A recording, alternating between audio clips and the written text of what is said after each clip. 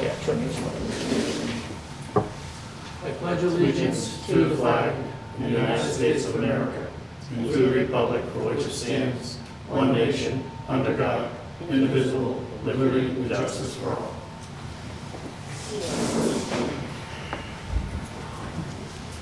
Before we start, I'd just like to thank all the Granby residents and the Granby employees for doing what they're doing. Because from what I hear from the numbers, we're very low, and which is very good. Some of the other municipalities are having their issues. I'm just glad we're not. I don't know if you want to say anything, Glenn or Jen? No, I think it says a lot for our department heads. Yep. Fire, police, the highway department. And the residents as well for, But I mean, our leadership team in Granby, including Chris Martin and Kathy Leonard, I think speaks volumes for what we've been dealing with for the past several weeks. Nice job. I'm going to second that, and I will just say thank you to those that are doing what we're supposed to do and staying home and staying away. The sooner we do it, the sooner we can get back to normal. okay, we call to order, we did the Pledge of Allegiance. There are no appointments, so that we go straight to Mr. Martin, the town administrator, for COVID-19 update. I'm going to be all over the map on this one, just so you know, because I've got like 10 different emails and bulletins and things of that nature that I'm receiving on a daily basis. I think what I'm going to do, I'm going to go right straight into, I have prepared for the board a state of emergency declaration. The reason I have that declaration is the fact that, number one, we have had 2 identified cases of COVID-19 residents, one of which who has died as a result of the disease. Chris, can I interrupt for 1 second? Yep. We're getting a message. The audio is not good enough to hear anything on the call. Is there a way that we can amp it? I got mine all the way up to max. Yeah, Chris can be heard, but we can't. Well, I can put it up there if you want. Either that or you're going to speak louder. I'll put it on the thing. Yeah. It's going to take it from you. Either way. it's Either not way, good. somebody's not going to be heard. I'll speak louder. Okay. I don't think you have an issue with that. So, let me get some more stuff here. Can I borrow your, I don't have mine on, can I borrow your declaration? Yep. We've had, as I indicated, we have had 2 confirmed cases of COVID-19 in the town, one of which died as a result of the disease. They were compromised individuals already, so we're going to say they did die from COVID, even though it could have been some underlying health issue, but everybody seems to is a presumptive case that they died from the virus. We also have had 5 individuals who are symptomatic of the disease, and they are currently under quarantine, waiting for results of their tests. Due to that, I'm going to read the proposed declaration of a state of emergency. Whereas the World Health Organization designated the 2019 novel coronavirus outbreak as a public health emergency and subsequently a pandemic. Whereas the disease caused by the 2019 novel coronavirus is a contagious and at times a potentially fatal respiratory disease.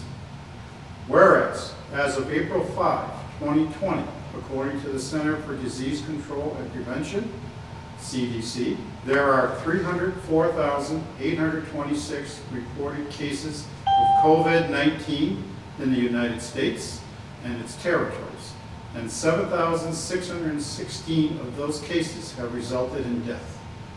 Whereas, as of April 5, 2020, there are 12,500 confirmed cases of COVID-19 in the Commonwealth, and 231 of those cases have resulted in death.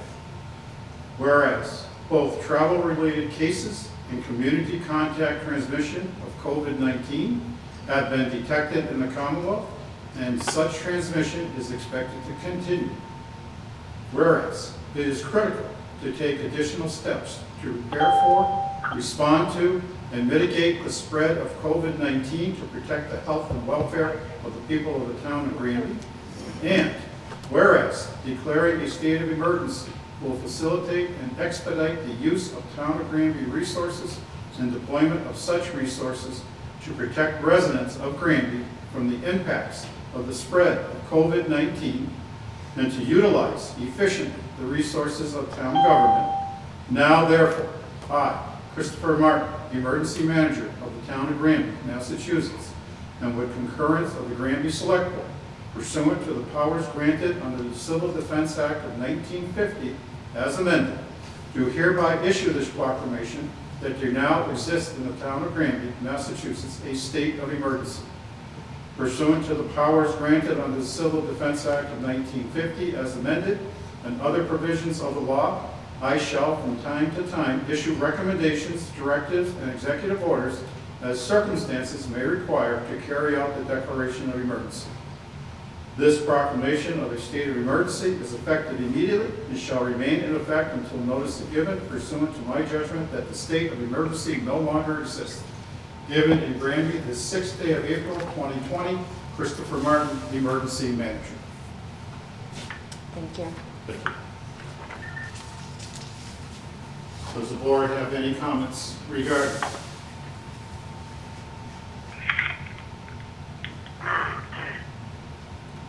Jay, if I may. Sure. Chris, what are some of the benefits to the town going into this? By being under a state of emergency, we now would be able to overspend our budgeted line items and with the permission of the Director of Accounts. If we weren't in a state of emergency, we would not have the authority to overspend accounts. We would be able to use any and all resources within the treasury of the town of Granby to pay for any COVID-19 related expenditures. We will be asking for reimbursement under the FEMA disaster declaration for the town of Granby, for the Commonwealth of Massachusetts. Basically, it gives us more authority to spend, to borrow short term to cover these over expenditures and not have it negatively affect the town of Granby's fiscal position. Thank you. Conversely, what are the cons of it? I don't see any cons to it right now. Fair enough. I held off declaring it. Other towns immediately declared it when the governor declared it. We didn't have any cases in the town of Granby. We didn't have any responders that we had that were asymptomatic, but not displaying actual symptoms of the disease. And therefore, in order to be able to properly address any and all potential issues with the residents of the town of Granby, I think this is the time to start doing it and be prepared. In addition, according to what I've gotten from sit reps and from other things, they believe that the period of April 10th through April 20th is going to be the wave that's going to come through, where they expect the highest amount of outbreak to occur and potential deaths regarding this disease at that point in time.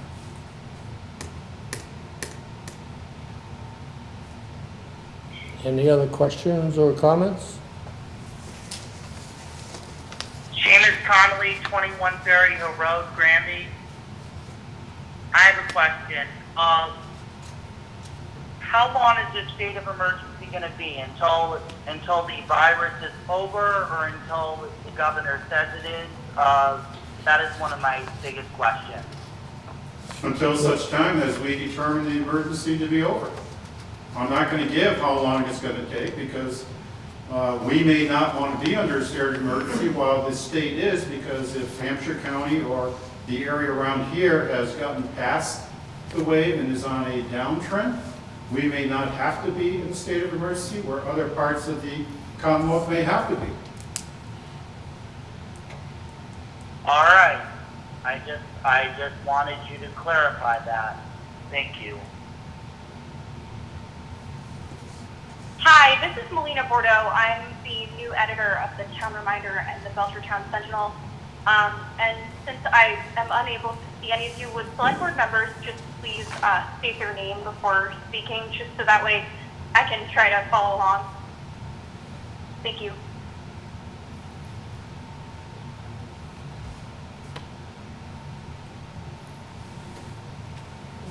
Any more comments on this declaration?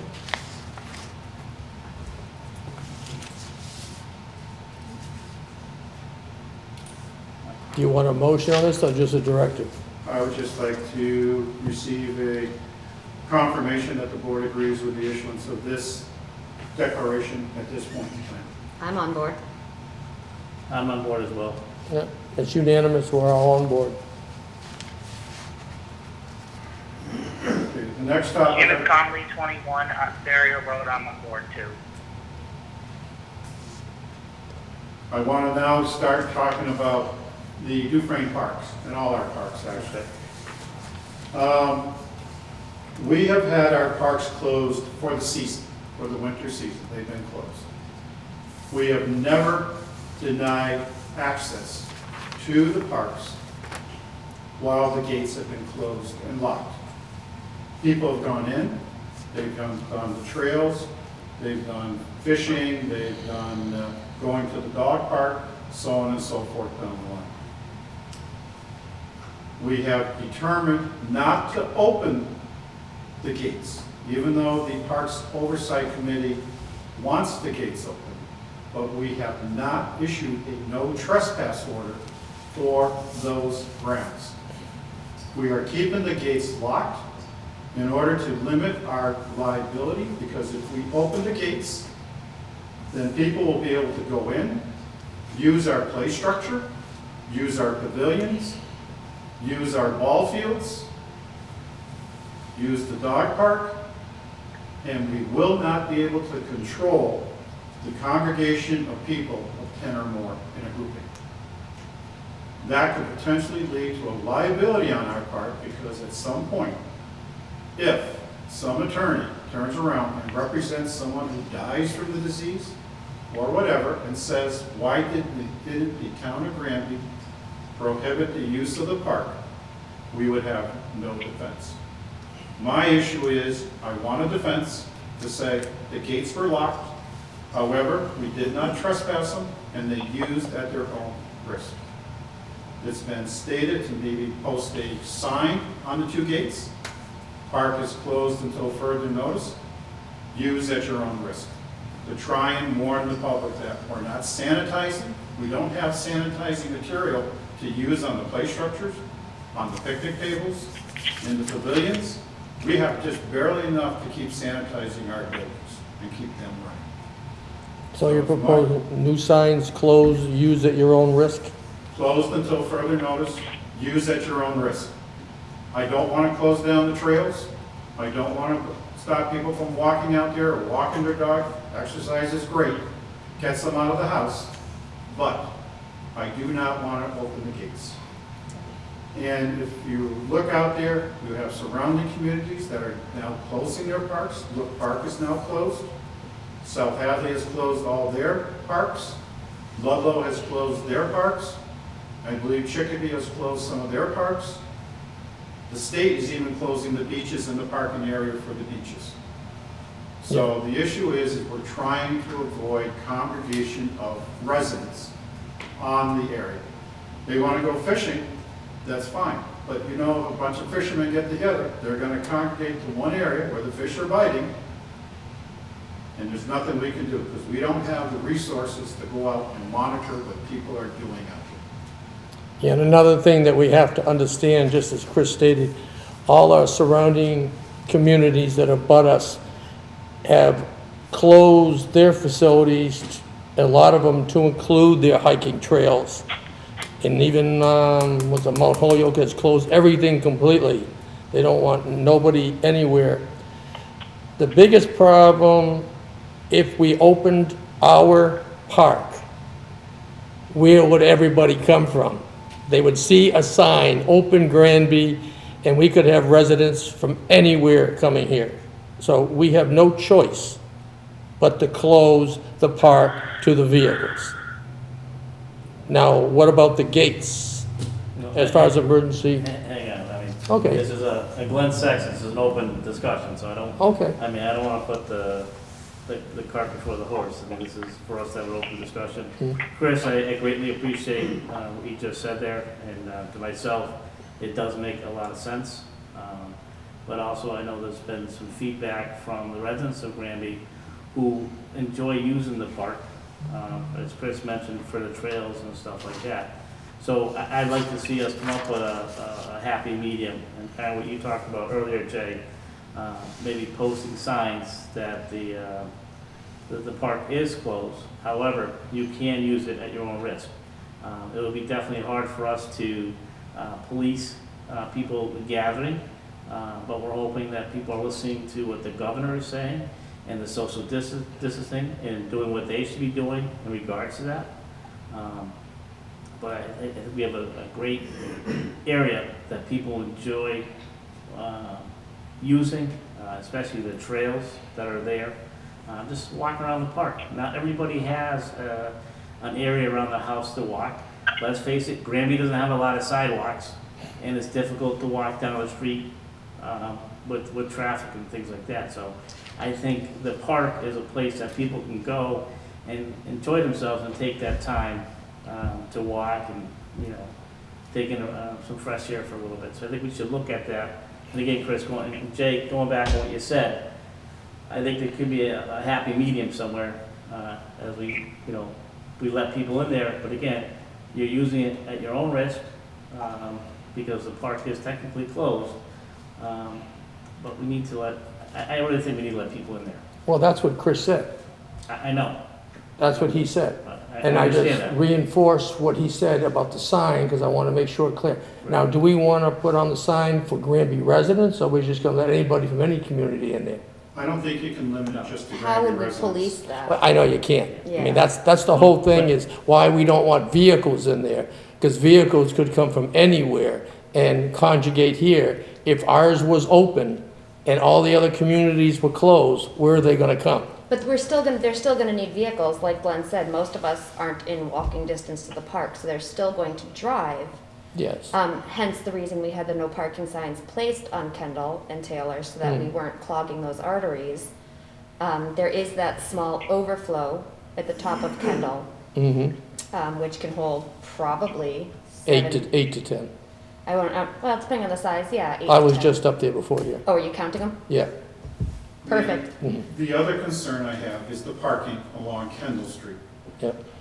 The issue, the reason we put up the no parking signs was that people were parking on both sides of Kendall Street, not pulling off the travel lane completely and making it difficult for our emergency vehicles, whether it's an ambulance or the fire trucks, to be able to be safely driving down those roads to respond to any emergencies that need to be gotten through along Kendall or Taylor Street.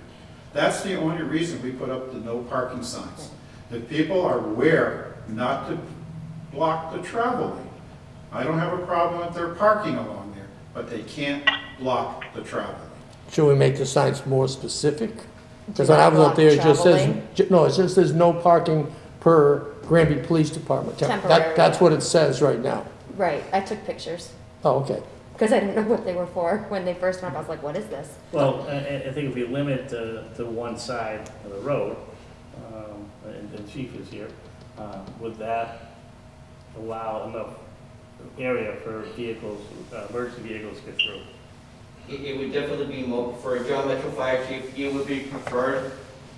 If you are going to replace the signs with something else, having that sign say, please pull completely off the road would be fine. The biggest issue we're having is, and I've seen it several times, going down that road, people are entering and exiting the vehicle or walking in between the Now. vehicles and walking into the street, and they're not paying attention. So somebody driving is going to strike someone, a pedestrian, who's not being safe. And I fear that happening. Several times I've had people walk in front of me. Chris, sorry, did you want to say something? Yeah, Glenn Sexton speaking. Chief, and I understand that, and that's the perfect reason why I'm stating that just people in general being outside and walking down our streets are dangerous. We have no sidewalks. And, you know, a lot of the side of the roads are not even. So I think that, you know, poses a problem. So I think, you know, we need to, I think we need to put some faith and some trust in our residents that they're gonna do the right thing and, you know, remind them of the safety concerns. And then I think I guess I look at doing something like that, and if we need to make changes down the road, then we need to make changes.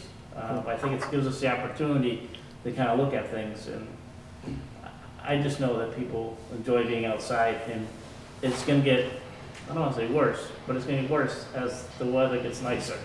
People are gonna want to be outside. I certainly think if we promote the safety aspect of it, you know, one-sided parking, not both sides of the road, make sure that people are pulling fully off the road, is certainly a safer option than what I've seen. Yeah, I just came from there before I came to the meeting, and I got out and walked around. And like I told the fire chief when I first came in, the Taylor Street gate was blocked by cars, and if he had to get in with an ambulance, nobody's getting in Taylor Street right now. I have a suggestion that if we use some of the orange snow fence on the intersection of Kendall and Route 202, with that whole open area where we park for that, put a snow fence out there where people can't go beyond that, and let the people pull in there, and don't allow any parking in front of the gates on either side. So in case somebody had a health emergency in the park, then the fire chief and the ambulance could access it. That's just a suggestion. I was gonna, I 100% agree with Jay Joyce, Seamus Connolly, 21 Berry Hill Road.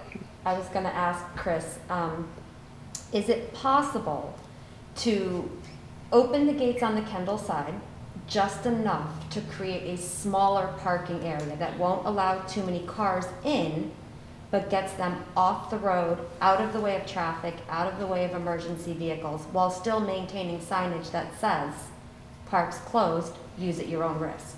The only problem I have is that people ignore whatever signs and whatever you do inside the park. Okay. We've had signs up there that say not to drop off your Christmas trees, and people still drop their Christmas trees off up there, thinking that we're gonna dispose of them for them. That's the problem I have, is that once people get in there, they're gonna do what they wanna do. Okay. Okay, they're not gonna try and listen to the things that we're trying to ask them to do.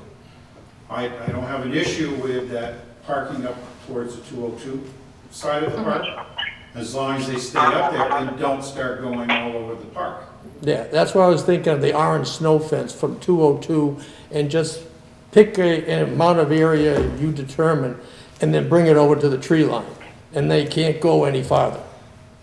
Because that's the problem I have, is Right. you let them in, and then they do whatever they want. Right, but if we... Not everybody. Right, Not no, everybody. no. We have those few who decide we're not gonna tell them what to do. Right, And as we go farther into this pandemic and the no travel orders or advisories not to travel, people are gonna get more and more belligerent, and we're gonna have more and more issues. That's all I'm saying. It's human nature. They're all getting stressed, they're all getting, you know, a little bit of not thinking clearly because they're trapped in their homes. So their anxiety level is up. Yes, okay? We're just trying to avoid a situation where you're gonna have to put first responders out there responding to something that they don't need to respond to. I agree, and that's why I kind of like the idea where the wire rope gate, I'm gonna call it, because there's no sign on it, there's only a couple of pieces of reflective tape on it right now. If we took that down, like I said, we put an orange fence, a snow fence, and the size can be determined between Chris as the emergency manager and let the people park in there.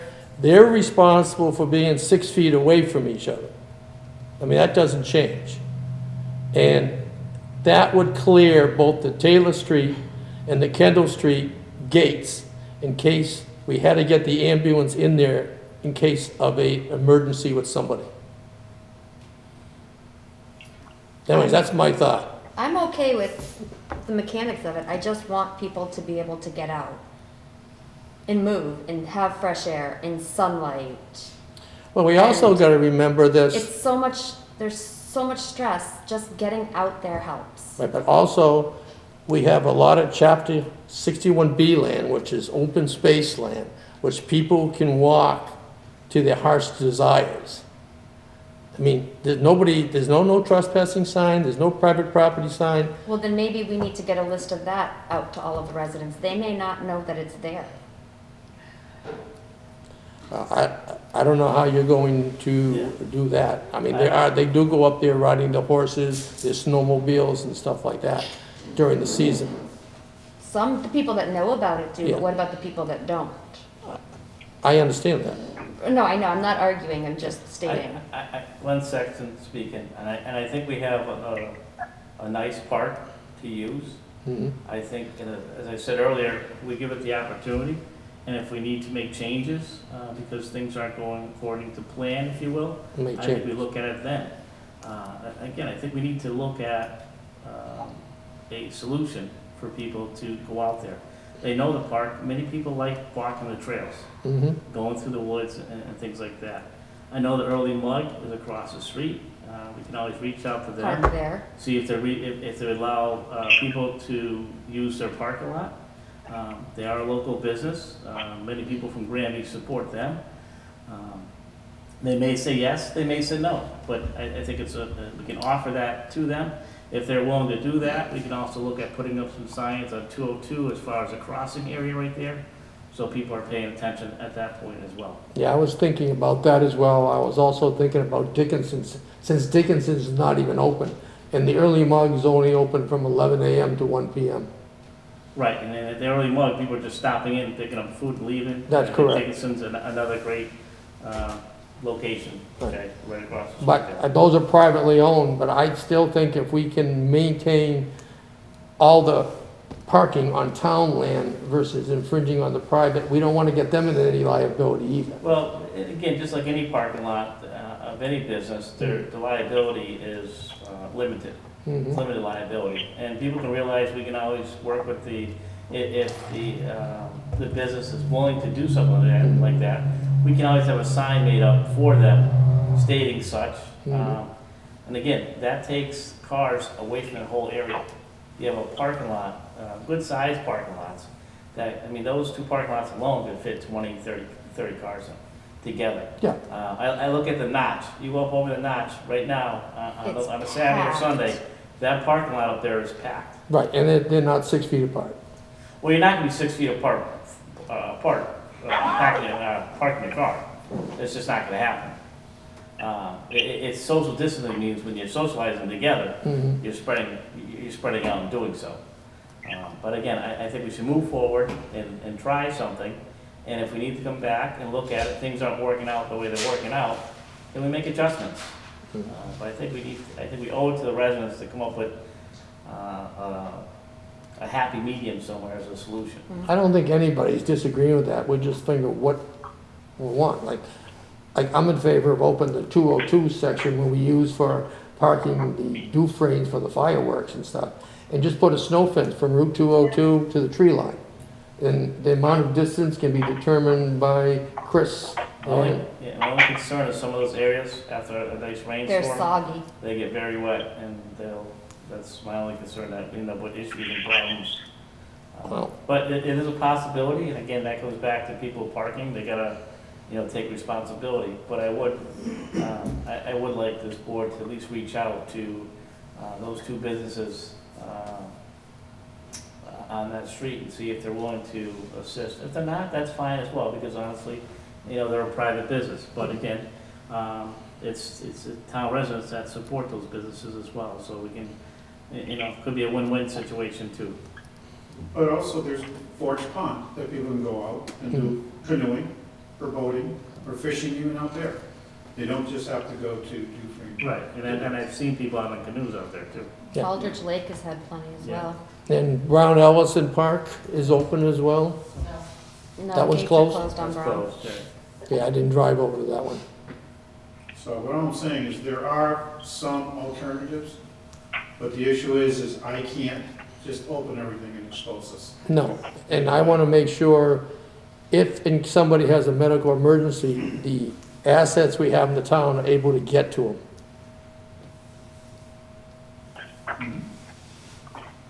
So do you want me to move forward with chain of the sign, posting, Mhm. closed until further notice, use at your own risk?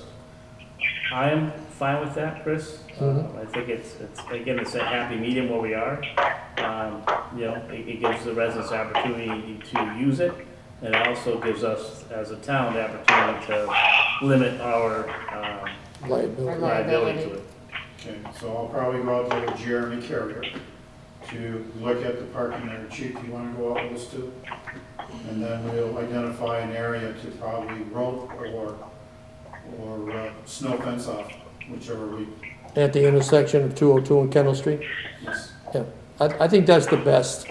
And then the gates are locked, the emergency crews have the keys, they can get in as required, and there will be no obstruction.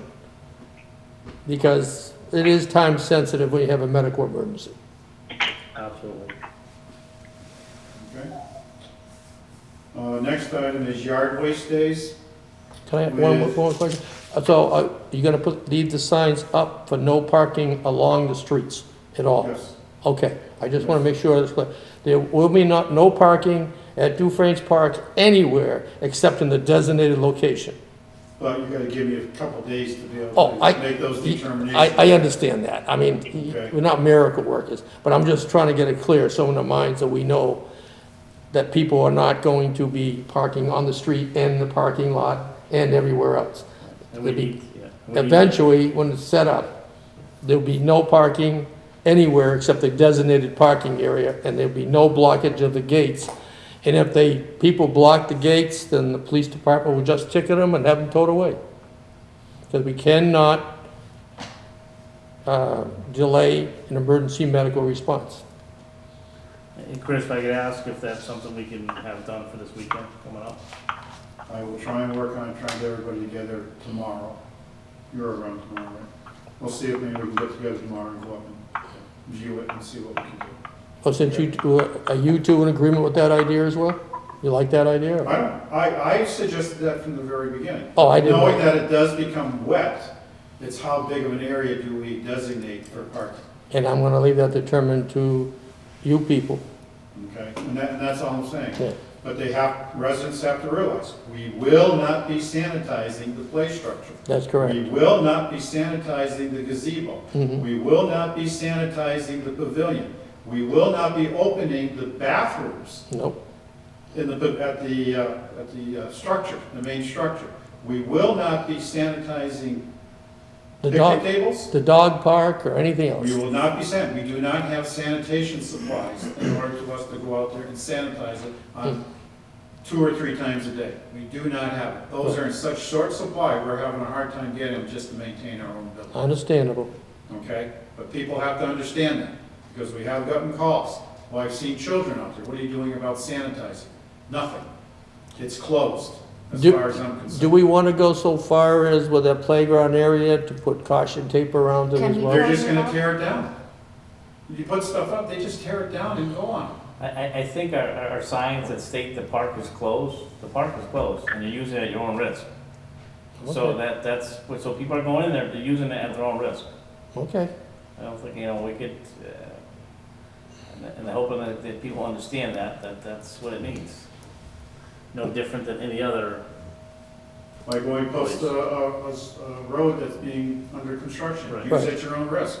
Road closed. Not gonna lie, so Oh, that's good. I had a little bit of Jeep therapy today. Road not maintained, closed December to May 31st. Guess what's the first road I went down? Well, Just saying. that's okay. You can do that. But if you get your car destroyed, it's your fault. True. So, But I know this. yes, but that's what I'm saying, we're trying to let people do it if they want to do it. More power to you, but don't expect the town to be responsible for fixing anything or taking care of it. And- It's simple. And the signs that the park is closed to further notice, use at your own risk, will be placed at both traditional gates, and when the snow fence is put up, they'll be put there as well. So there's no misunderstanding that, hey, I didn't come in this way and I didn't see the sign. Yep. And, you know, to be honest, the gates are closed, Mhm. so there's no passage, so, you know, just like a door is closed and locked, it's closed. So I hope people, and I know people will see that and realize that it's closed, but we're allowing people in there, and I think that's what we have to say, is that you can use at your own risk. Okay, and they, both gates say they're closed right now. Until further Until further notice. notice. Right. Not just for the season, we're changing it until further notice. I understand that, but there are cars blocked. Should we add another sign? No parking, cars will be towed at those two main gates. And we can do that too. I think we should, because if you go to there now, Taylor Street, you cannot get in, and there's 8 cars at Kendall Street. I know Kendall had them parked on both sides They're both sides, into the correct. gate. And Both that's a good point, Jay, because if we are allowing people to hike up there and someone has an accident, falls, gets hurt, you want to make sure our emergency vehicles Can get in. Right, and I just want to make sure the people know, if they're going, that have been parking there, they go back to park there, don't be surprised if you do it, if the sign is up there, no parking, cars will be towed, it may not be there when they come back. Correct. I think it's a fair compromise. Yeah, I do too. And they can adjust the snow fence depending on wetness, the amount of traffic, however they see fit. We're not gonna micromanage it. We're just overall policy. So you wanna move on to the next one, Chris? We beat that one to death? So everybody all set with what we were planning on doing? Yeah, we're gonna do the signs. We're gonna do the signs, no further, and we're gonna add the no parking signs to the Taylor Street, Kendall Street thing, so it won't be towed away. And Chris, if you could reach out to the early mug as well and just pose the question to them. Okay. Early Mug and Dickinson's. And Dickinson's as well, yes, and see. And if they are both a favorite, great. If they're not, fine. If one is, one's not, we can look at putting, you know, a temporary signage up on the side of the road for crossing too. Okay. I'll probably check with the police chief on that, what type of signage we should probably Yeah, put up. because it is 202, so I don't think we can put up temporary signage somehow. Well, I just don't want people thinking they can cross the river and then not worry Well, about traffic. That's why I like to have temporary signs up, because if we're gonna let people cross there, for safety reasons, I like to look at that, so. Next topic is the yard waste days. Everybody's been out cleaning up their yards. We haven't held any yard waste days. I've asked Dave DeRozier to schedule 2. The only thing changed will be, it's gonna be yard waste. We never charge for yard waste, but they do not get out of their vehicle. We will empty their vehicle from the yard waste, their branches and their brush. So the highway department personnel will empty it. Yes, to avoid them getting out and keeping that 6-foot distance. Stay in your vehicle, we will empty your vehicle. Just like they do for Household Hazardous Waste Day, you do not get out of your vehicle, the personnel there empty your vehicle. We'll have to do that just to protect our own employees. No, I have no problem with that. I'm in agreement. All set? Mhm. No, No? my only concern is damage to someone's vehicle. So, you So you know, mean if something gets scratched or? something gets scratched, someone's taken a tree or branches out of the back of someone's pickup truck and they scratch the side of the truck or something like that. I can see that turning into be an issue. Maybe we have someone sign a waiver when they come through. You know, they can put down their name, blah, blah, blah, the address, and they're initialing a waiver, you know, so we're not liable if something does happen. Our staff, I believe, are very good at what they do, but sometimes accidents happen, and, you know, I hate to, Well, you look at that waiver we did for the cutting of the trees. Can it Right. be modified, yeah. yeah, We could look at something like that. And if they don't sign it, sorry, we're not taking Right. the waste. And just, you know, I want the staff, the highway Protected. department to feel comfortable as well. But I want to make sure that they're protected too. Yes, Do we absolutely. have an idea of what days? Not yet, David hasn't gotten back to me. Okay. Next item is Dufresne Rentals. We do have a couple rentals, I believe, in May, Kathy. Do we want to allow those to continue, or should we notify them that they are not going to be allowed to be held in Dufresne Park and return their deposits? Well, anybody, what's the governor's, it's May, what? Right now, it's May 4th. May 4th. May 4th, so I think anything before that, we'd have to return the deposit. We are about Yeah. mid-May is Okay. where they are. I would say we let people reserve it. I wouldn't say take anybody's money, because I don't wanna have to refund it after we already have it. It creates more work.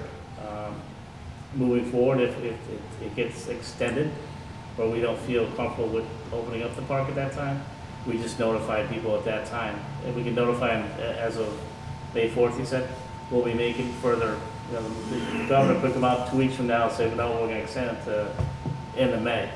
So the feedback to those people will be, no. But I just want this board to give permission that if the governor's order continues, we can turn around and notify them due to Yeah. the existing state of emergency.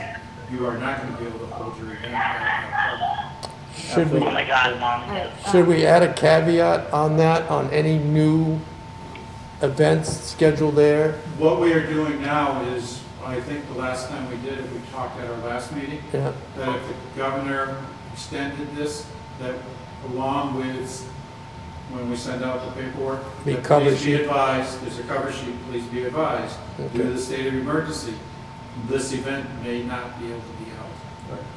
That's out of our hands, out of our control. Right. Okay, Chief Wishart would like to say something. Go ahead, Chief. Yeah, I'm really sorry. I know you kind of moved on, but I was kind of waiting to break in at the right point. But I would really shy away from having anybody park on Route 202. What you're going to find is that that's going to be real hazardous. Not only the people crossing there, but you're going to find it's very wet, and so they're going to end up walking down 202 so they find, an area that they can walk through. A great idea to try to utilize the business parking lot. I would be really worried about people, especially families, walking across 202.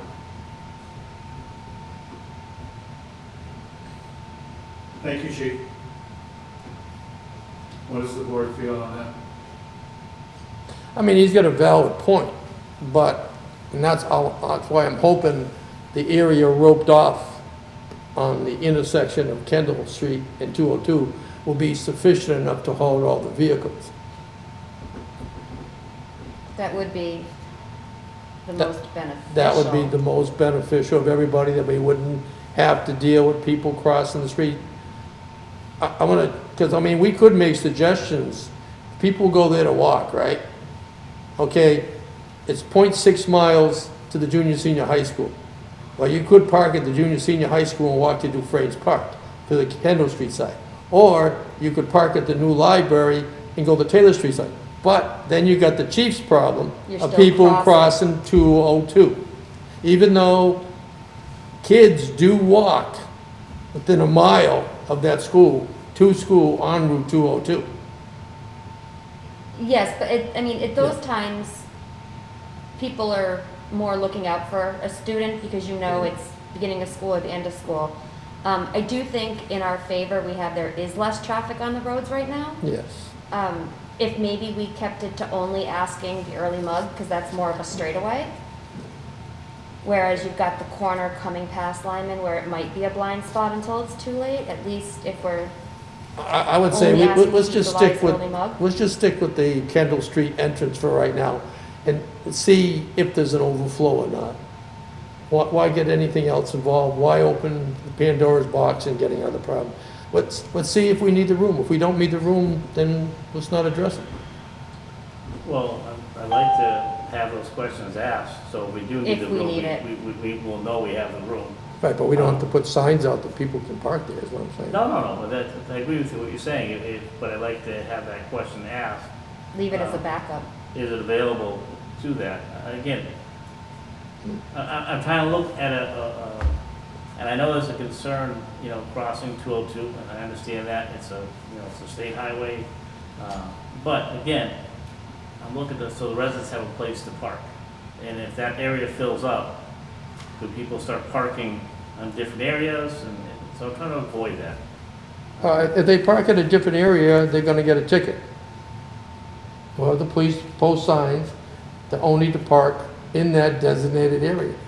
Otherwise, the police will have the authority to ticket them, and if necessary for safety reasons, have it towed away. How far down Kendall Street are we gonna go? I was gonna leave it up to Mr. Martin to judge on the snow fence, how far, with the water on the right and the trees on the left, let them determine it. I'm not gonna go out and measure it for them. No, but that's what I'm saying, so I just wanna make sure that we're, looking at everything. You're right, but I'm saying, as you stated, if we find we got plenty of room, we're good. If we find we got more cars than we laid out, maybe we move the fence in another 20 feet or so. But I like to have those options. I'm not saying we'll do it, but I like to have those options as far as. Or if we have more traffic, I would be more in favor of moving the snow fence farther into Dufresne's Park. I can tell you, after some good rainstorms, that doesn't drain. I know, I work there for the fireworks and all that stuff, I do know how it gets, but. But that's just things we can look at, Mhm. That answer your concern, Chief?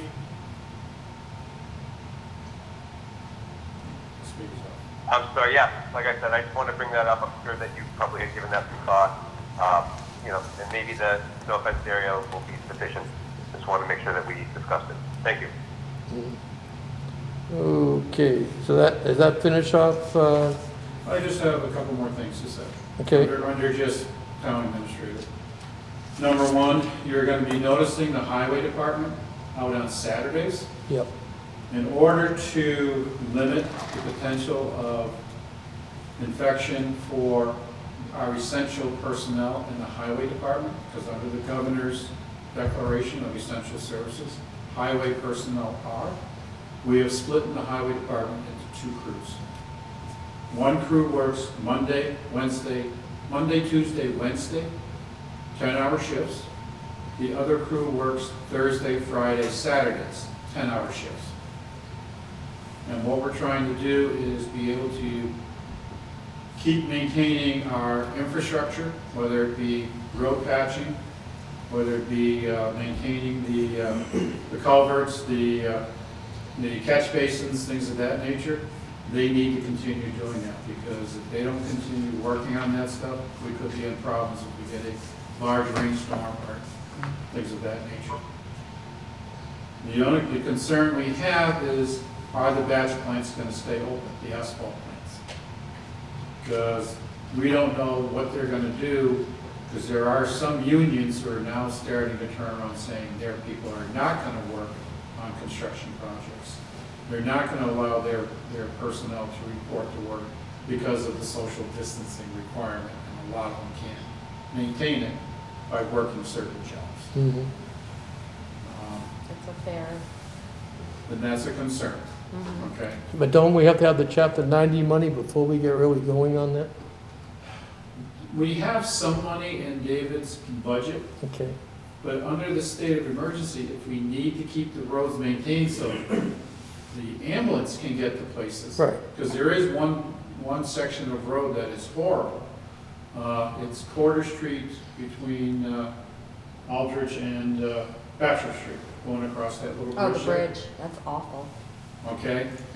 That's something we should address, because it makes it difficult for the ambulance to get to certain parts of town. Okay? Things of that nature. That's all I'm trying to do, and I really believe we need to keep our highway department going to keep the infrastructure open. So, this is what we did there.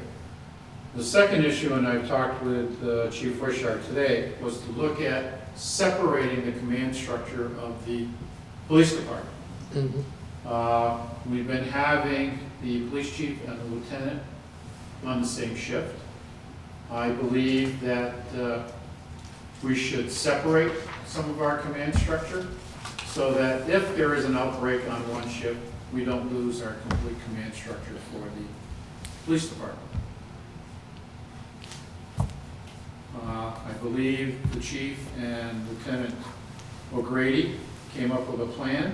I gave that to you, I believe, tonight to review, and maybe we can read it, and that, you should have one too, Glenn, in front of you.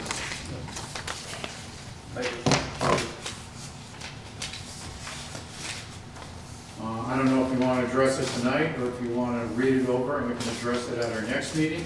And then if you have any questions, address it with the chief of police. To me, this is really no difference than we're talking with the highway department as far as maintaining control and separation. Yes. So, I mean, to me, it's the same thing. The only thing when we have, what kind of negotiations are we gonna have to do with the union? We haven't implemented that yet. Right. And I believe Chief Bushart will be talking probably to the union president prior to implementing any of this stuff. So what'll end up happening is Jen would probably be involved with those discussions as the liaison.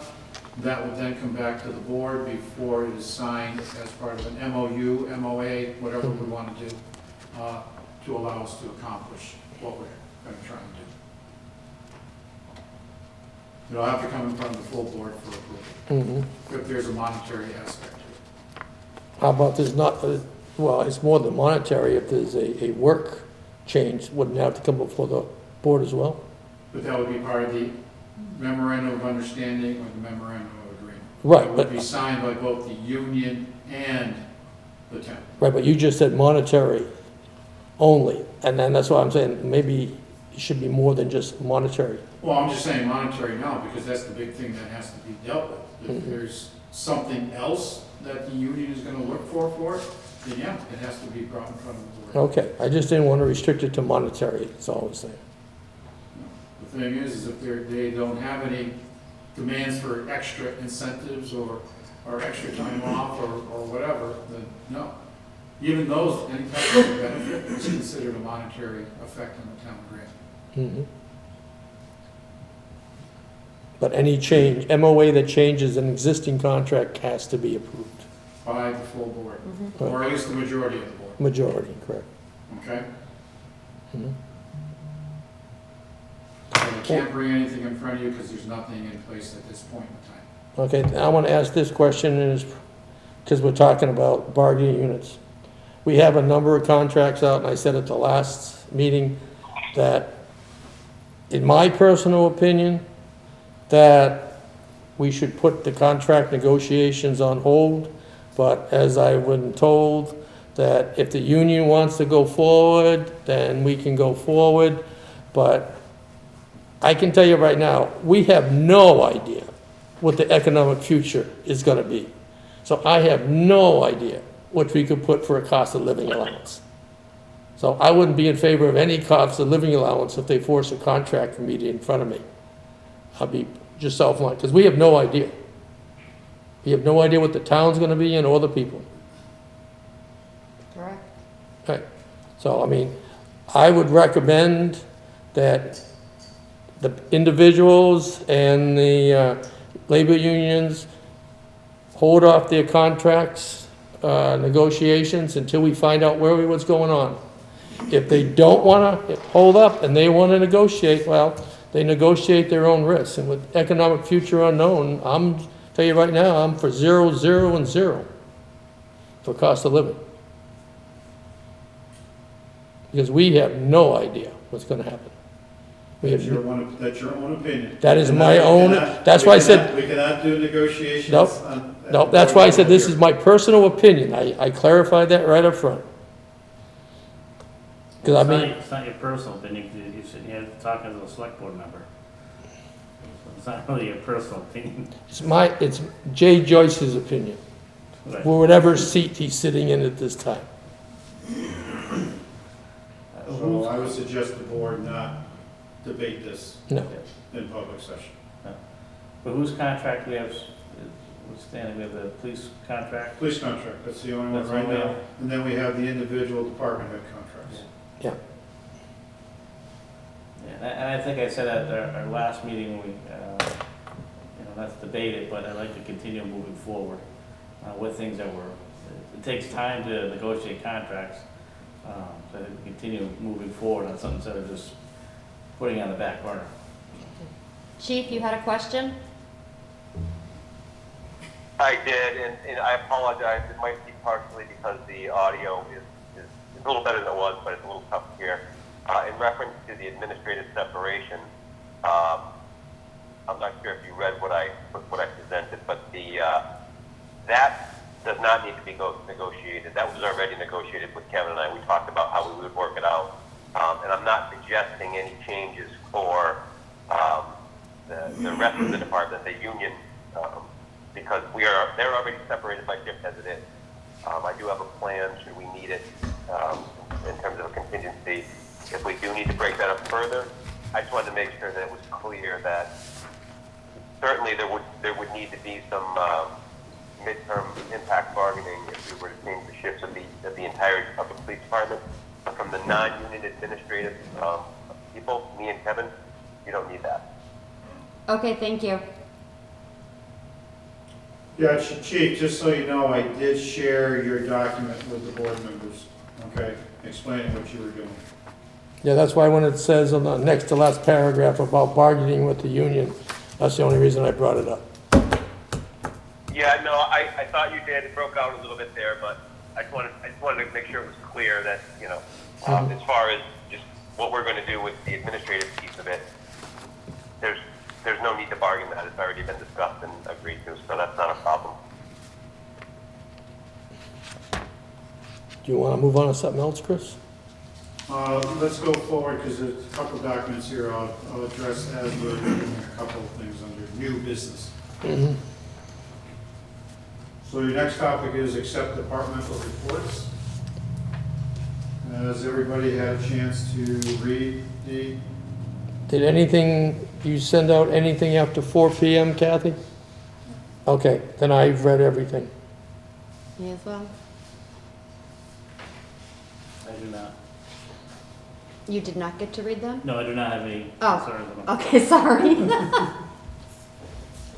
In that case, I will make the motion to approve and accept the departmental reports.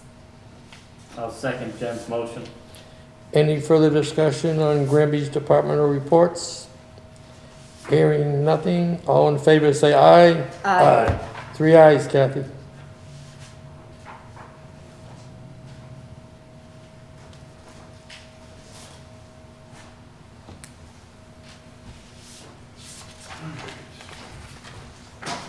Next one is the approve and sign of the warrants. We have warrant number 57, which is a payroll warrant in the amount of $403,249.44. We have warrant number 58, which is what we call a maintenance warrant that basically pays for the insurances for us. It's $159,427.79. We have warrant number 59, which is an accounts payable, which is paying our bills in the amount of $354,973.38. And then we have warrant number 60, which is another payroll warrant in the amount of $385,884.24.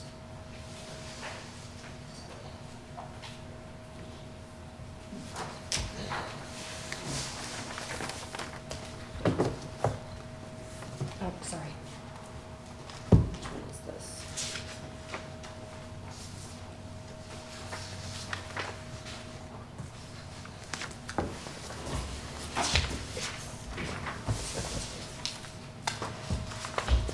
So I will make a motion to approve fiscal year 2020 warrants number 57, 58, 59, and 60. I'll second Jen's motion. Any more discussion on our maintenance warrants? Hearing none, all in favor say aye. 3 ayes, Kathy.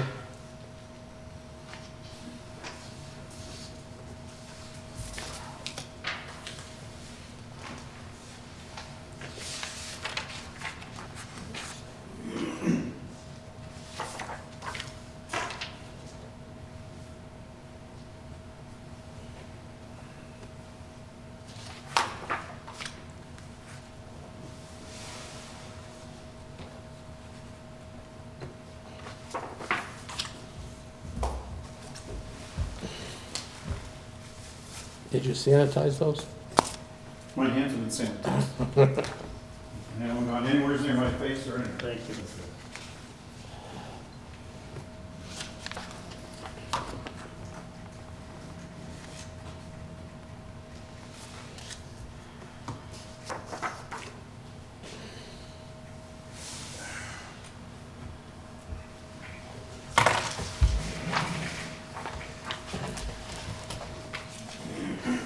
Thank you.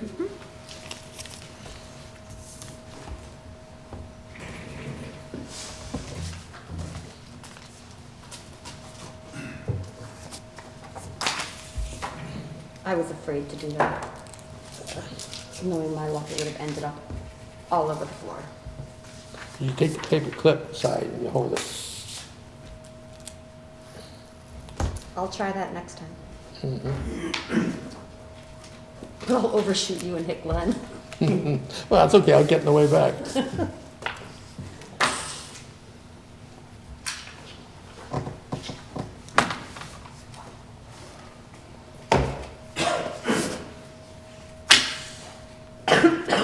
Oh, wrong hole. I swallowed too fast. I'll make this one better, Glenn. Have your mask on. I think it was an ice cube. Almost too far. Did that go off? No.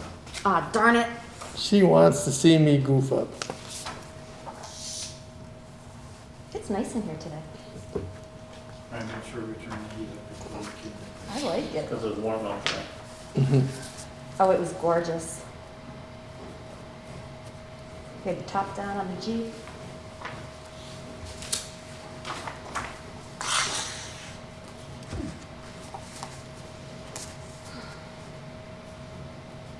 Bet you can't get it in the same exact spot. What are you betting? Oh, watch, I'm gonna throw them all back to you, watch. Ricola. Ha! Close but no cigar.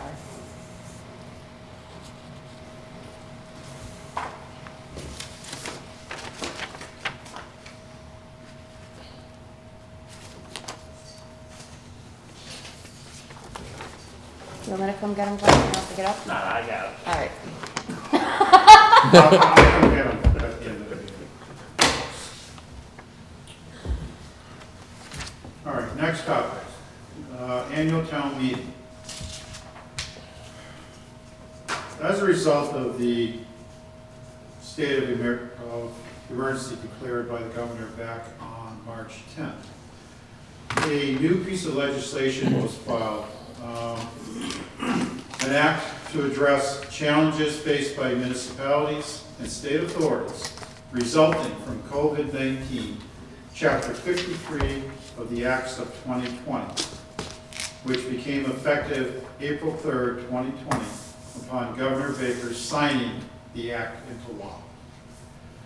Under this one, there's various topics that the Board of Selectmen can do, and the moderator. Item 1 is town meeting delays. There is a new exception added to the power of the Board of Selectmen under General Law, Chapter 39, Section 9, that allows the towns that must delay their town meetings beyond June 30th, 2020, due to the COVID-19 outbreak and the declaration of a state of emergency by the governor.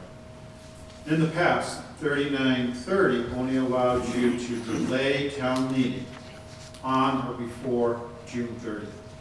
Yes. That was the farthest you could extend it. Now you can extend it beyond. I've been in conversations with the moderator. I am recommending that we turn around and delay town meeting until June 8th. I've already talked to Superintendent Stanton. She says the school is available for that date. Junior, senior high school? Or Yes. the other? Okay. Well, the issue that we're having is that the school building committee does have some funds available left from the school building project. We are talking about trying to do one of these type of calls, remote calling, to see if the committee will authorize the purchase of the matting that they're requiring for the East Middle School for the floor For the machines. mat. No. That's the, They don't want any marks on the gym floor. Right, to go under the machines. right. Well, it's a cover, the covering to go over. You can put chairs on it. And that cost, I believe, is around $7,000 or $8,000. I know we have that type of money left in the building fund, and maybe to get everybody together to see if they'll authorize that so we can purchase it, and then hopefully get it delivered before the June 8th meeting. Okay? Now, if we go ahead with delaying it until June 8th, can we delay it again if conditions haven't approved, or are we? Let me go beyond that in Yeah. a second. Okay. If you read the 14-page I document, you see. did. I want for the people that Oh, didn't read okay. it, I'm just saying, let me get Okay. there. I'm trying to step by step. step by step. The other concern I have is if the governor still has his 10-person rule for any meeting indoors, we would have to hold town meeting outside Yep. Everybody far apart. and still trying to maintain the 6-foot social distancing when we're setting up the town meeting. Now, it's been suggested we use the fields behind the high school. It's been suggested we use the large parking lot between East Meadow and the high school, because you could use the parking spots as potential 1 chair per parking spot to get that 6-foot separation. Because the parking spots are 10 foot wide. I know, that'd be great. We are looking at, and potentially we were looking at Dufresne Park, but if that's still closed to the public, should we even consider Dufresne Park? No. No, that's a little. We long. have the pavilion down behind the Immaculate Heart of Mary Church and the big field there. We have, I believe there's a pavilion up at the campers place on West State Street with a big field behind that to ask if maybe we could use that. We haven't decided what to do on that part yet. I think I would like to hold off to see if the governor releases or eases some of the restrictions and hopefully be able to hold it indoors. We have to hold it outdoors, it's gonna be a logistic nightmare. It Because is. we're gonna need tents. You can't do it then. Can't. Then No. how can you ask people to sit in the hot sun? That's the problem. You can't. That's We the- already have a hard time getting people to come. And I'm just saying, that's the problem, because a tent is an enclosed structure, even if it's outside. Even if we blow fans crosswise? Doesn't matter, does not matter. Okay? Right now, I think we should just work with the 8 June date and let's go from there, because we may end up changing that date depending on what the governor says anyways. Okay, so right now I'm saying the Yeah. Board of Selectmen will delay the meeting to June 8th. Yes. We Correct. get that all set, we get it going forward, we get it posted.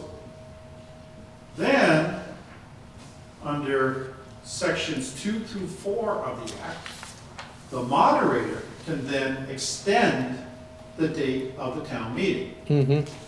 She can extend it under section, chapter 39, section 10A. She can extend it for a 30-day period, but she can do it for multiple 30-day periods if we cannot meet due to the restrictions in place by the governor through his state of emergency. Okay? So I'm just saying is we can schedule it, but we can keep delaying it due to a public health emergency. Okay? So we do have the ability to continue doing it. Now, under this section, under section 5, under chapter 44, section 31, we cannot legally overspend any of our budgets. However, under this state of emergency, and as a result of this act, the Director of Accounts of the Division of Local Services may approve us to expend from any available funds in the treasury in relation to the emergency without an appropriation, as long as we follow the procedure in a prior bulletin. Okay?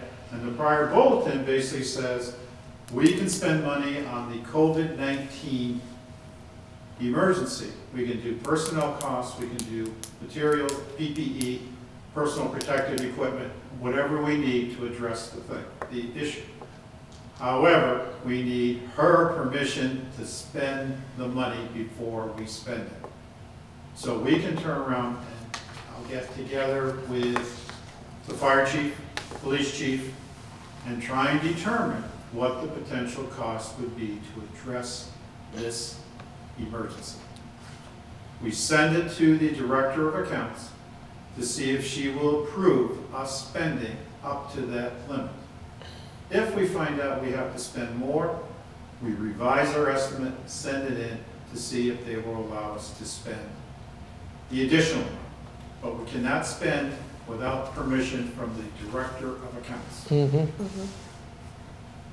We can turn around and just like they did for that large October snowstorm, that a lot of communities spent a lot of money for debris management and removal of the snow, we would be able to borrow for up to a 3-year period to cover these costs, to make sure that we can borrow to pay for this over expenditure, which would then not affect our financial free cash balance, okay?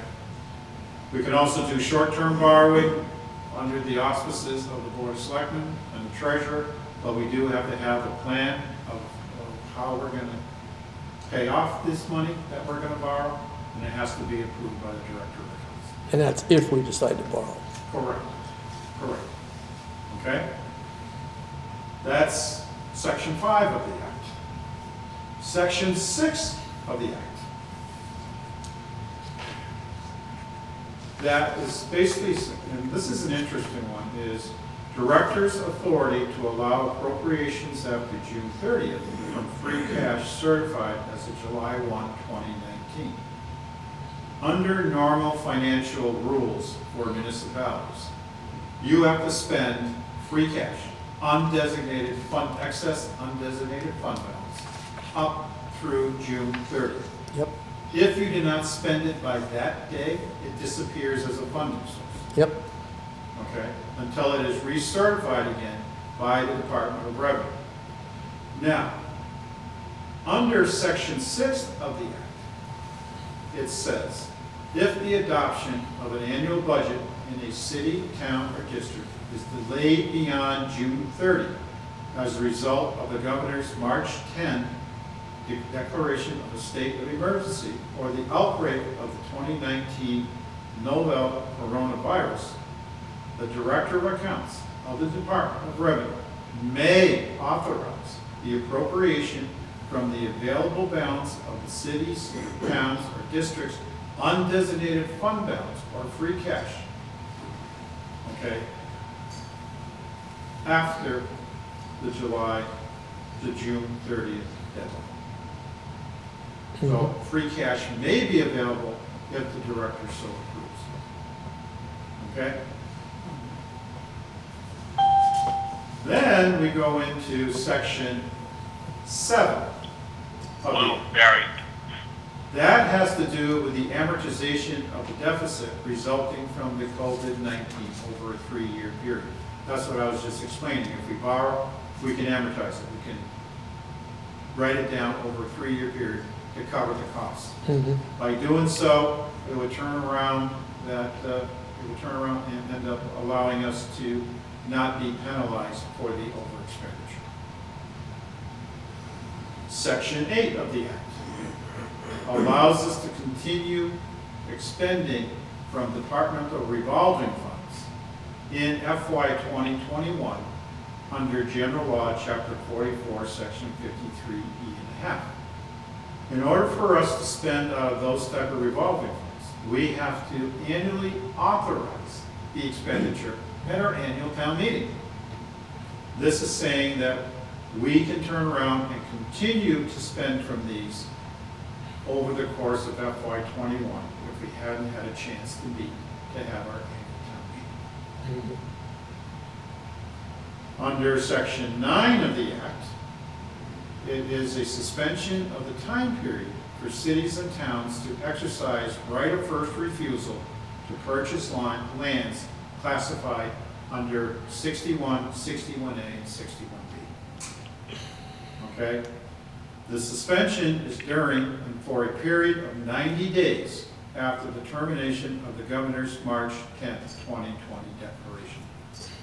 So basically, if a city or town receives notice of intent to convert or sell classified land during this period, that local council be contacted for advice, because now we don't have a certain period of time in which we have to act.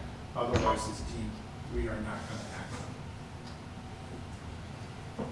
Now comes the big ones. Section 10 and 11. Local option to extend the due dates of property tax bills. Right now, under Section 10A of the Act, it includes a local option to extend the due dates of property tax bills under Chapter 59, Section 57 and 57C from April 1st for semi-annual billing communities and preliminary bills, or May 1st, 2020, which is our quarterly billing, to a date not later than June 1st, 2020. The local option is exercised by the chief executive officer of a city, town, or district. The chief executive officer is a mayor in a city and the board of selectmen in a town, unless another municipal office is designated to be the chief executive officer under provisions of the local charter. So, the board has to make a decision. Do you want to allow to change the due date to June 1st instead of May 1st for property tax bills, real and personal property tax bills?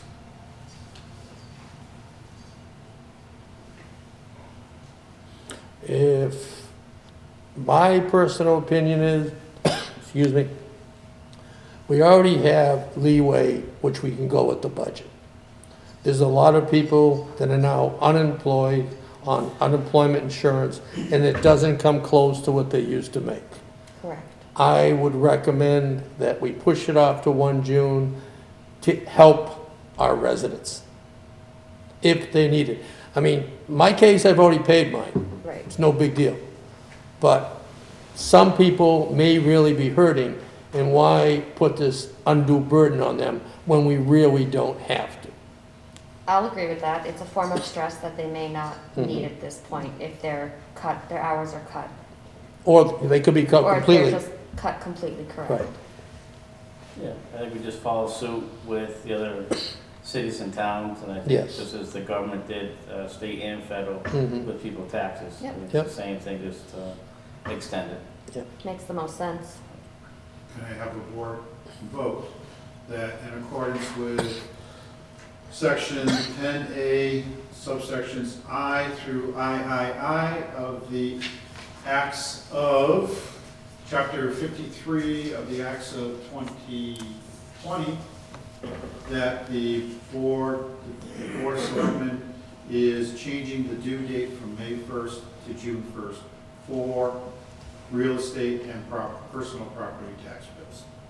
And just so I'm clear when I read that, that's the max we can extend it, correct? Correct. Okay, I just want to make that clear, because that's the way I read it. There was no more extensions after that. Correct. Okay. All right, so I will make the motion for what Chris just said. I'll second Jen's motion. Okay. Any more discussion on extending the property tax from 1 May to 1 June of 2020? Hearing no more discussion, all in favor, say aye. Aye. So that's passed. Next item, Section 10A, subparagraph 4. It's a local option to extend the due date for exemption and deferral applications.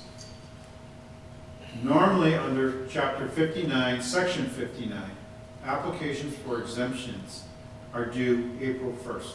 Mm-hmm. However, under this section of the Act, we're allowed to extend the due date to a date not later than June 1st, 2020.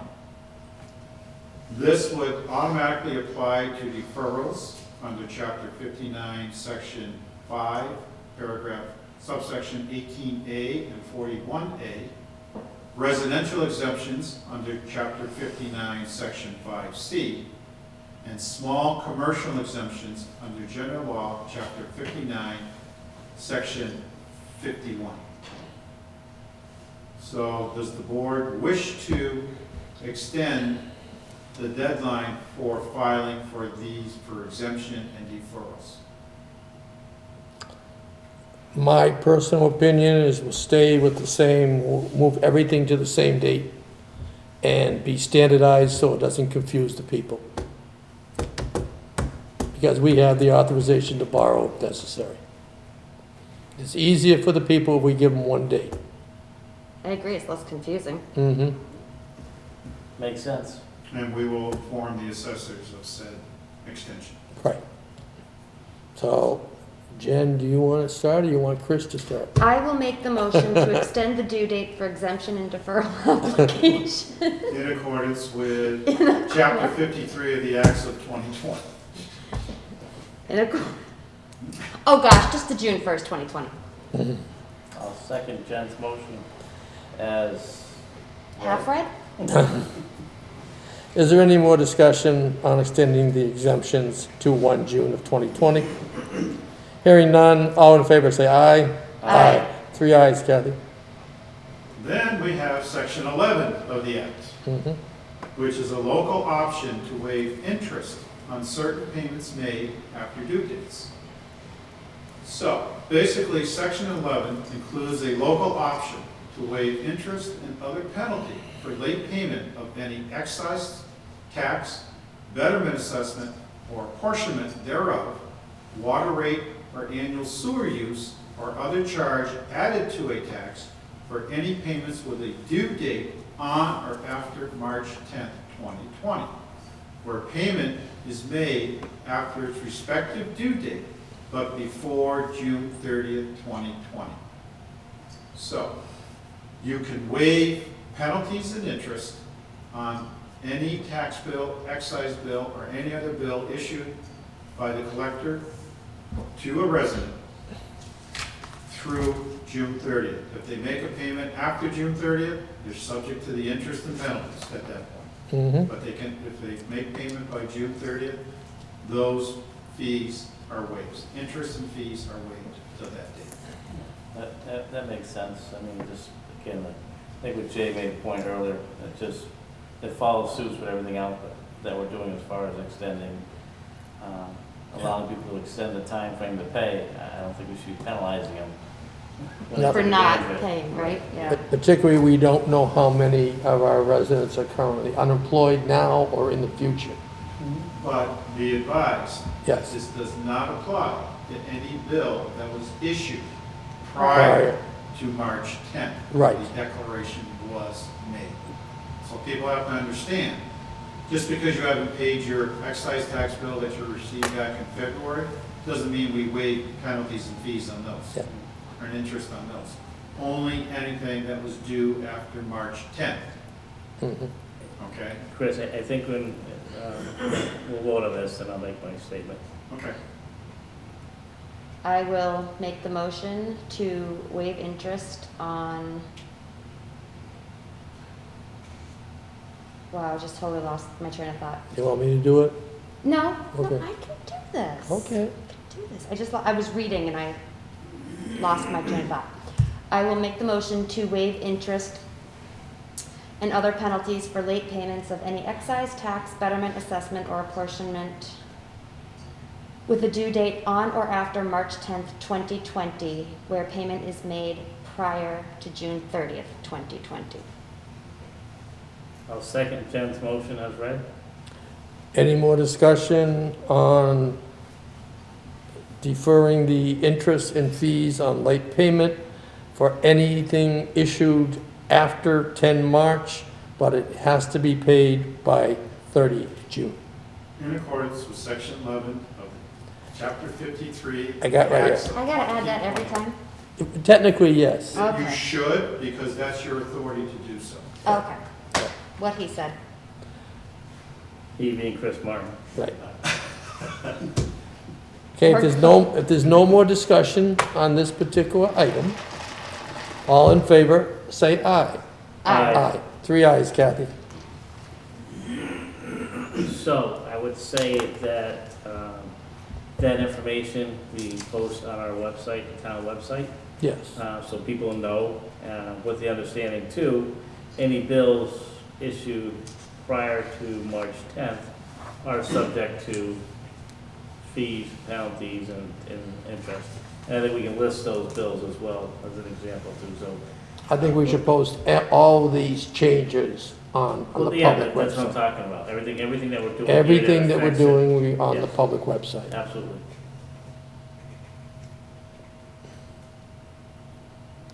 Okay. So, then we have, this is basically done with the votes, local option votes.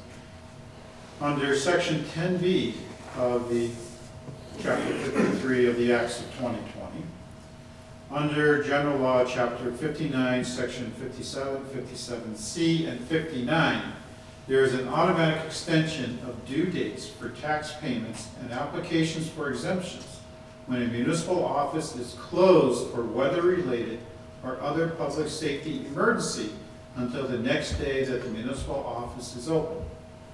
Section 10B clarifies that these automatic extensions do not apply if municipal offices are closed as a result of the outbreak of the 2019 novel coronavirus or the declaration of the state of emergency issued by the governor on March 10th.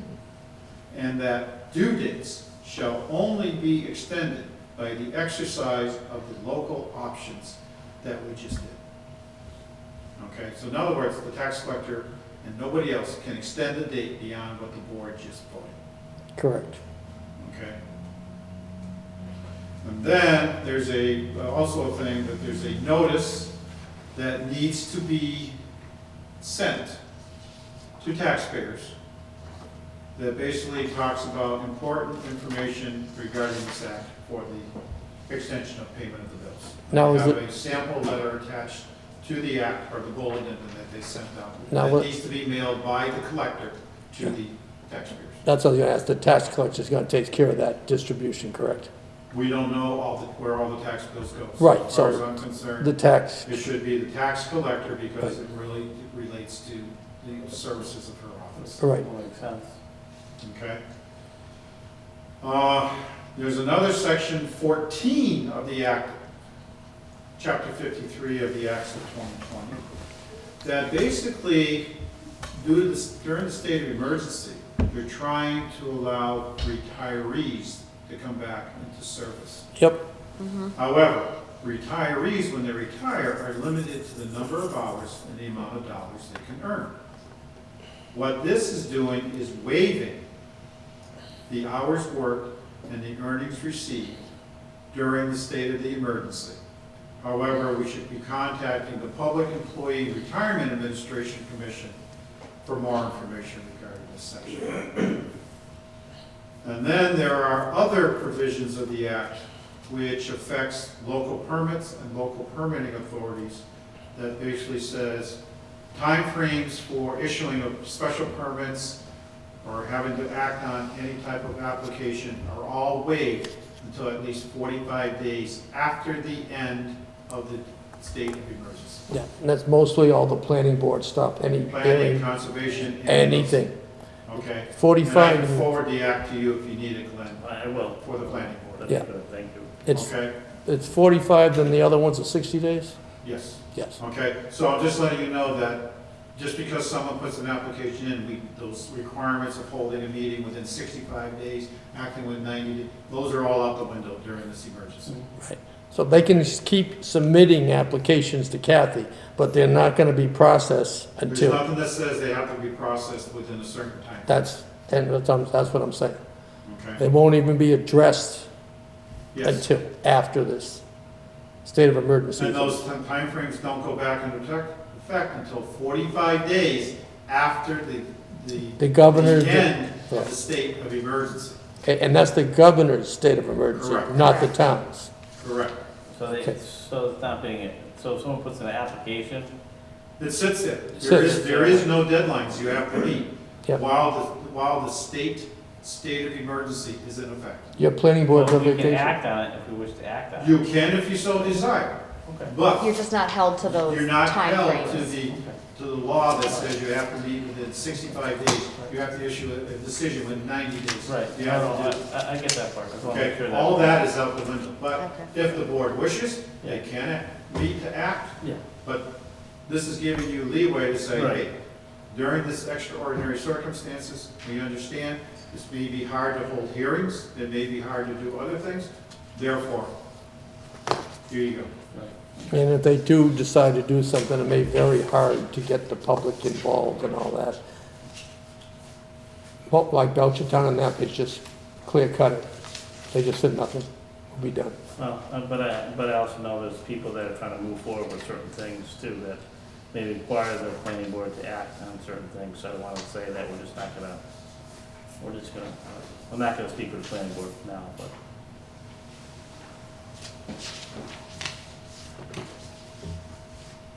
All right. Next item is annual town election. Yep. I've been in discussions with Kathy Keller Reagan regarding the town's annual election. In speaking with her and looking at dates to be able to hold it, her and I have come up with a proposed date of Monday, June 22nd for the annual election. Again, I checked with the school is available for that day to hold the election there. Okay? This is going to be disallowed because we had received an email from the Director and Legal Counsel of the Elections Division of the Secretary of the Commonwealth, basically saying that there was legislation passed, which is Chapter 45 of the Acts of 2020, an act granting authority to postpone 2020 municipal elections in the Commonwealth and increase voting options in response to the declaration of emergency to respond to COVID-19. So, and basically, once it was signed, it's to be take effect immediately. So, we're able, the Board of Selectmen, Town Council, Board of Registers, or Election Committee may take the vote to postpone. So there is a vote that is recommended by the Elections Division that basically will say, pursuant to Section 1 of Chapter 45 of the Acts of 2020, and because the state of emergency declared by the governor pursuant to Executive Order 591, declaration of a state of emergency to respond to COVID-19, the municipal town election scheduled for, that would be the third Monday in May. 18 May. 18th, is hereby postponed. You don't have to set the date, you don't have to set the place as of right now.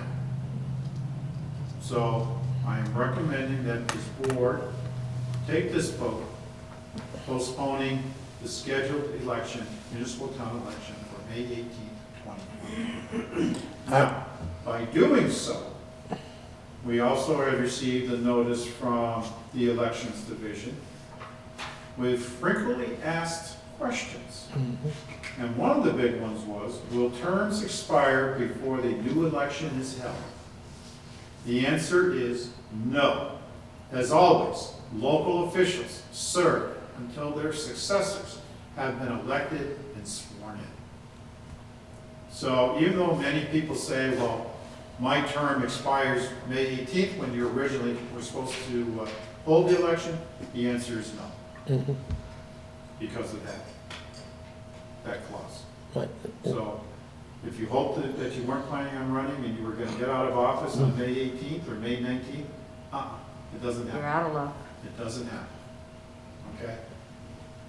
So, I don't know if this board wishes to take this vote to postpone, and then I can notify Kathy Kelly Reagan as member of the Board of Registrars and the town clerk that the board has postponed the annual town election. Can I have the verbiage? Because I can't write as fast as you speak. All right, so. I'll make a motion pursuant to Section 1 of Chapter 45 of the Acts of 2020, and because of the state of emergency declared by the governor pursuant to Executive Order 591, Declaration of a State of Emergency to respond to COVID-19, the municipal town election scheduled for May 18th, 2020 is hereby postponed. I'll second Jen's motion as read. Okay, on further discussion, the only thing I want to say on this particular, so it's clear to everybody, we're postponing the election. Nominations are closed. There are no more nominations, nothing's extended. Oh, yeah. Well, I'm just saying, because some people think you're extending one and you could extend the other. We're postponing the election only, everything else is closed. Okay, any more discussion on this particular item? Hearing none, all in favor say aye. Aye. Aye. 3 ayes, Kathy. And then, the last topic is Charter Day discussion. I received an email from Crystal Dufresne.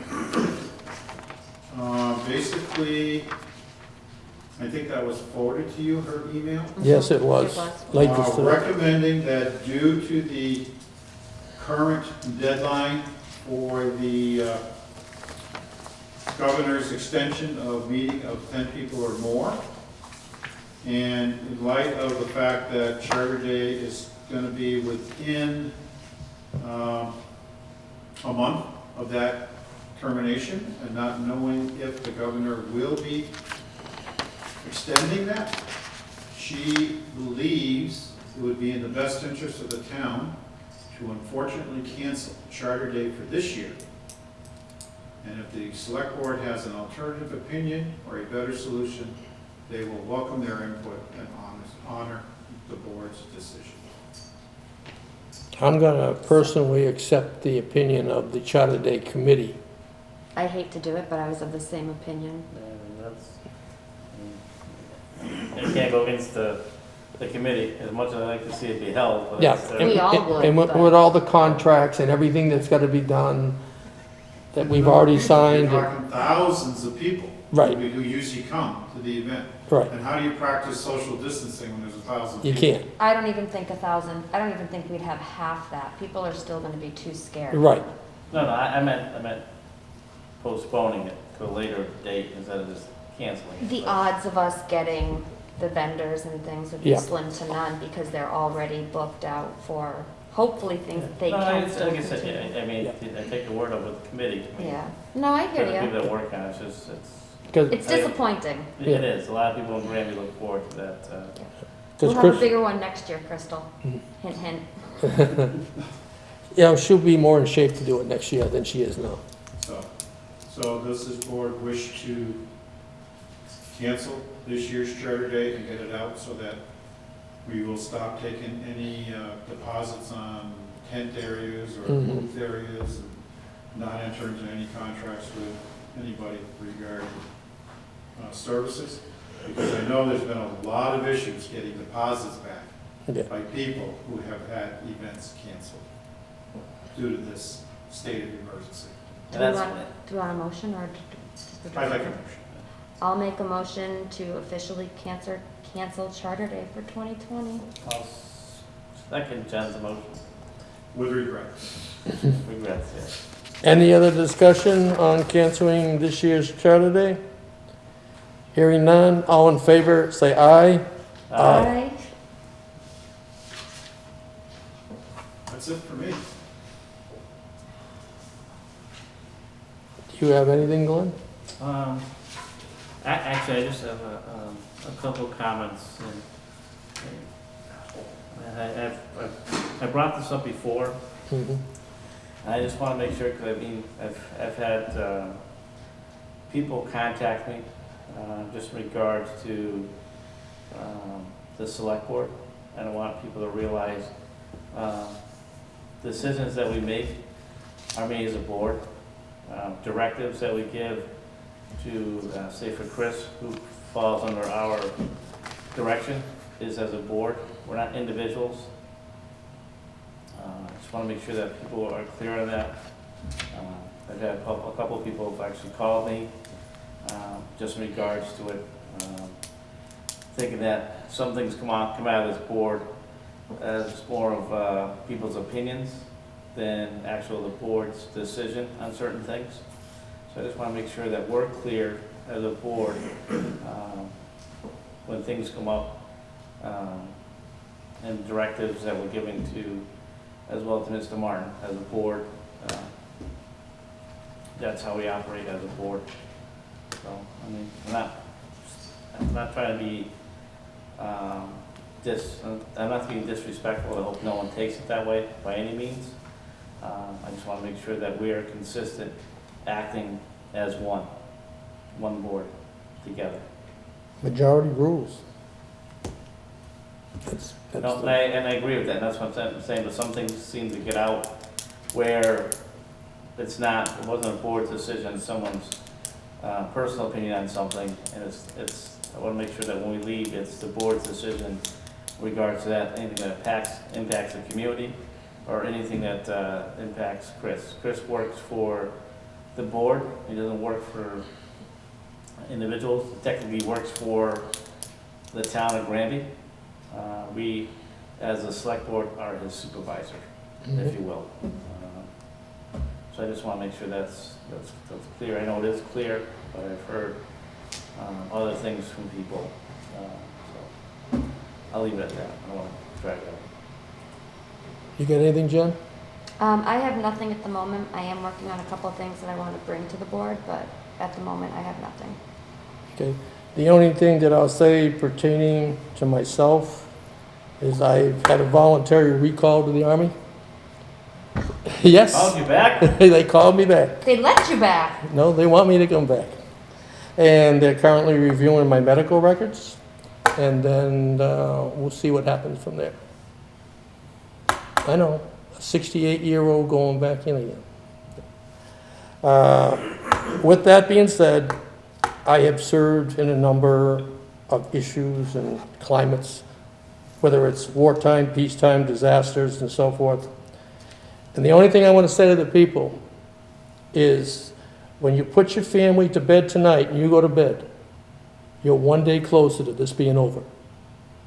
And if you remember it that way, you will lose a lot of the anxiety that goes on with this.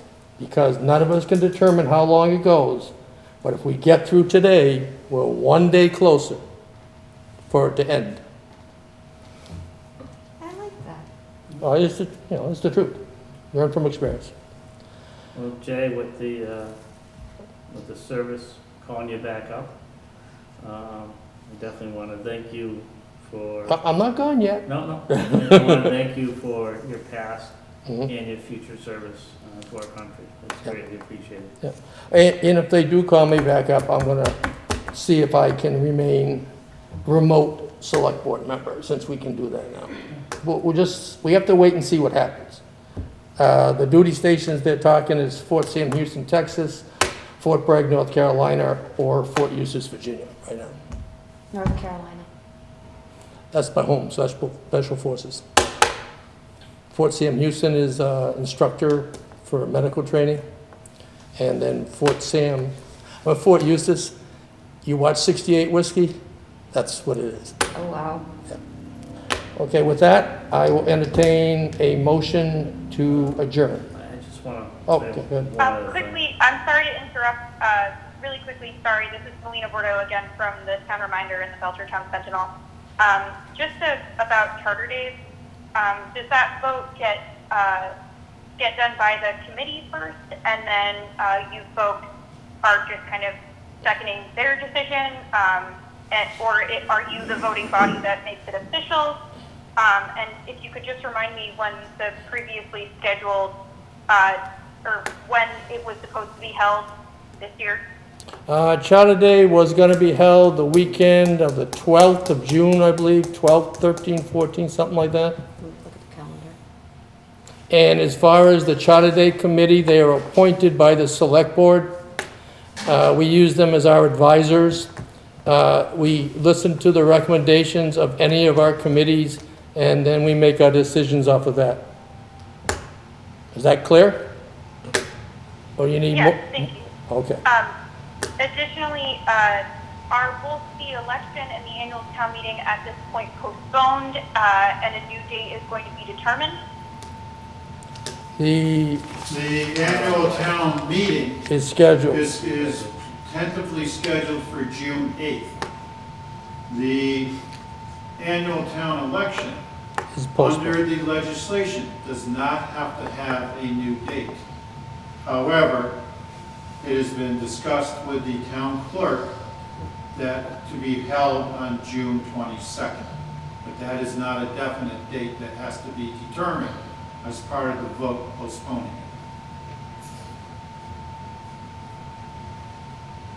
So I'm sorry, you sounded a little bit far away. Did you say June 2nd or June 22nd? June 22nd.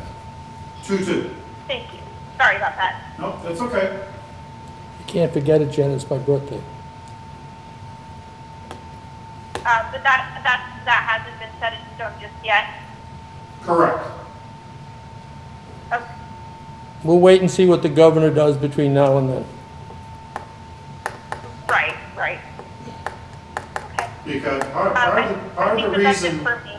part of Thank the you. reason we're not making it definite at this point in time, because we don't know if the governor is going to keep the schools closed beyond June. Mm-hmm. Okay? So, if the schools are closed beyond June, we will then have to find a new place to hold the elections. Because under the school regulations, if the school is closed, then other agencies or entities are not allowed to use the school buildings.